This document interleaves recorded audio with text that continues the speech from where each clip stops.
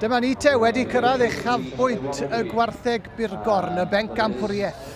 Y tarw yn erbyn y fuwch ar hyn o bryd, y tarw gwyn a'r fuwch goch.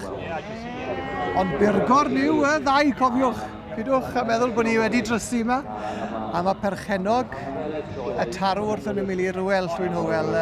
I'r Rwel y gyntaf Llongyfarchiadau unwaith eto ar gyrraedd y benc Gampwriaeth yma. A mae'r tarw yn edrych yn dda, mae rhaid i weid syllt y ferch yn arwen yn gampus. Wedi dod mlaen yn dda ar y teg. Tarw ifanc yw wedi enni yr ail o chwefro'r llynedd. Llo Gwanwyn fel yna fe. Oedd e'n pwyso fe wythnos diwetha, oedd e'n 886 kilo. A mae fe'n corff... Wede ti beth wrth i faint bod e'n pwyso gymaint? Na, mae'n darw llydan iawn.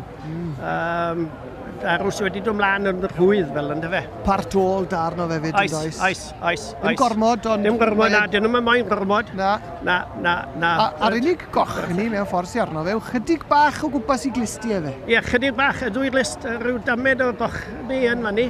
Ond dyna sy'n rhyfedd, y buwch y froc yw fame a tarw broc yw dad e. Wel. A digwyddodd yn allan y wyn, ond... Ond mae bechgyn mae'n y teirw gwynion, mae'n rhaid ar y bichod coch. Ie, i gael y brocni. I gael y brocni allan ynddo fe. Ie.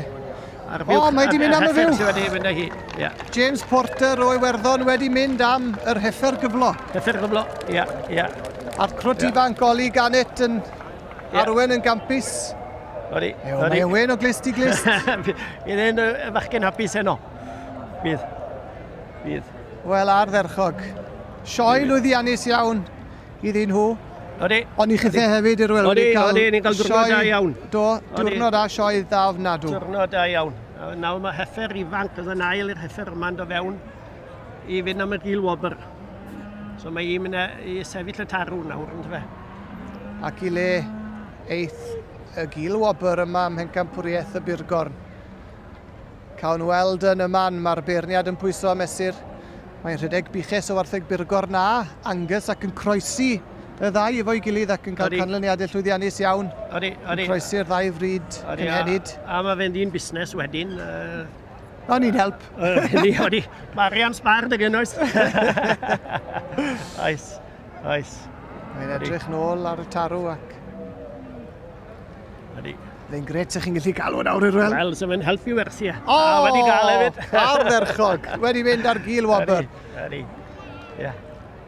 Esyllt wrth i bodd. Wrth i bodd fyna. A mae'n waith tîm efo chi'n ffyn o wel. Beth i weid gyd. Un tîm, un teulu mawr. Ie. Na beth i weid gyd. A mae dda dod i fynd i'n gael llwyddiant. Mae'n help. Wel, ardderchog. Irwel, diolch i ti am dy gwmni a llongferchiadau chi fel teulu. Mae'n bleser gweld y stoc da chi'n waith eto. Diolch yn fawr iawn di.